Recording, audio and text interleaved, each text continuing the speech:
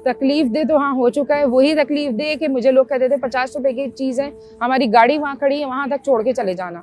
तो इस पे बड़ा अफसोस होता था कि यार इस तरह अगर बैठ के कोई काम कर रहा है तो उसको इस तरह नहीं कहना चाहिए, और खासकर खवातीन को। खून का सा घूंट पीती थी और क्या करूँगी, बस गुस्सा भी आता था और ये होता था कि इनको एहसास भी नहीं है कि ये मुझे इस तरह कह रहे हैं कि वहाँ तक पहुँचा देना। मुश्किलात तो बहुत आई जब मैंने यहाँ पर ही काम शुरू किया। एक टेबल से किया था तो लोग परचेजिंग भी नहीं करते थे, समझते थे ऐसे ही कोई बैठी है। मेरे पास कोई हेल्पर नहीं है, मैं खुद ही काम करती हूँ, खुद ही स्टॉल खोलती हूँ, खुद ही सौदे लेकर आती हूँ बाइक पर, और सब कुछ मैं यहाँ पर काम करती हूँ।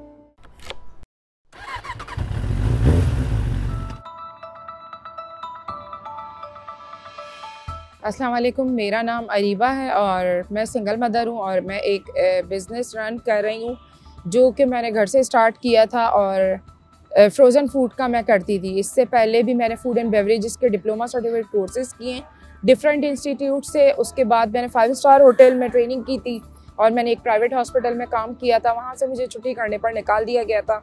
उसके बाद मैंने एक टेबल से स्टार्ट लिया था घर के बर्तनों से, तो वहाँ मैं खाना पकाना यहीं पर पका के सेल करती थी, पकोड़े वगैरह। मुश्किलात तो बहुत आई जब मैंने यहाँ पर ही काम शुरू किया।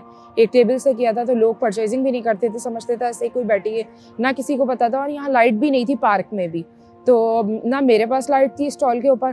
तो कोई पॉपकॉर्न वाला या आइसक्रीम वाला आता था, मैं उससे कहती थी पास थोड़ा खड़े हो जाओ ताकि मेरी कोई चीज़ें देखे या ख़रीदे मुझसे।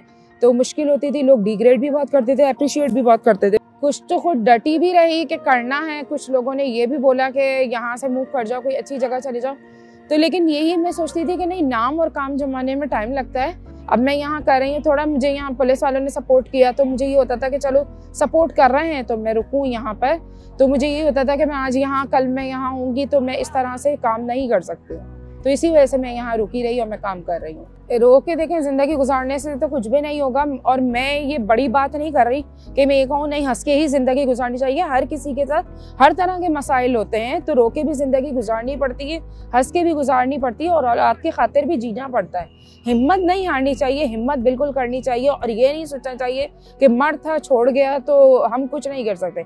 हमें अपनी औलाद के लिए जीना है और उनको सपोर्ट करना है, तो हमें हिम्मत से काम लेना है, हमें करना पड़ता है।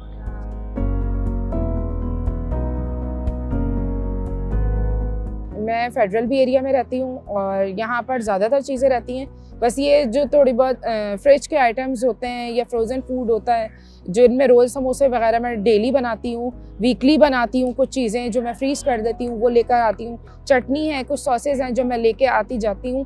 और बाकी ये है कि जो सौदे वगैरह लेकर आती हूँ सब मैं खुद बाइक पर लेकर आती हूँ। बाकी सब मेरा सामान यहीं पर रहता है। किलोमीटर तो मुझे इतना आइडिया नहीं है, लेकिन बहुत दूर है क्योंकि ये समझें क्लिफ्टन का एरिया लग जाता है और मेरा फेडरल भी एरिया में, तो मुझे कम से कम भी ट्रैफिक में 40 to 45 मिनट्स लग जाते हैं बाइक पर ट्रैवल करने में। प्रॉपर शेफ़ की जॉब कर रही थी मैं मेन किचन में प्राइवेट हॉस्पिटल में। मुझे एक छुट्टी की थी मैंने, मेरे बेटे की तबीयत ख़राब थी तो मुझे वहाँ से निकाल दिया गया था। उसके बाद मैंने ये कोविड में ये काम शुरू किया था। पैसे वैसे तो कुछ भी नहीं दिए, 2500 रुपये अकाउंट में सैलरी ट्रांसफ़र कर रहे थे कोविड में कि खसारे में जा रहा है हमारा हॉस्पिटल।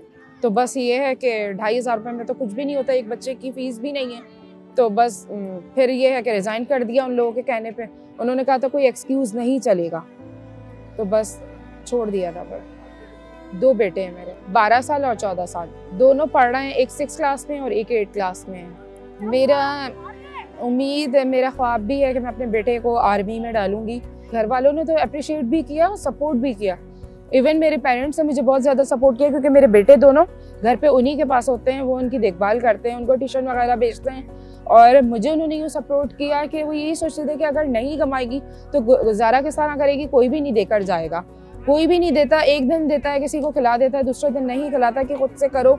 और मेरा भी यही था, और मेरी आज दिन तक मांगने की आदत नहीं है। मुझे लोग बोलते हैं या वीडियोस बनाते हैं, मैं कहती हूँ सिर्फ परचेजिंग करके सपोर्ट करो, मैं कुछ मांग नहीं रही। और वैसे भी यही कह सकते हैं कि सफ़ेद पोशों के लिए तो ना मांग सकते हैं वो, और ना उनको कोई इतनी आसानी से दे सकता है। बहुत सारे ऐसे लोग आए जो जेंट्स भी होते हैं मेरे पास, तो मुझे थम्स अप करते हैं, अप्रिशिएट करते हैं कि नहीं, हमें बहुत खुशी हुई कि आप इस तरह काम कर रही हैं। कहने लगी ये कोई वो नहीं है, बुराई इसमें नहीं है, क्योंकि आप चारों हाथ पैर आपकी सलामत हैं।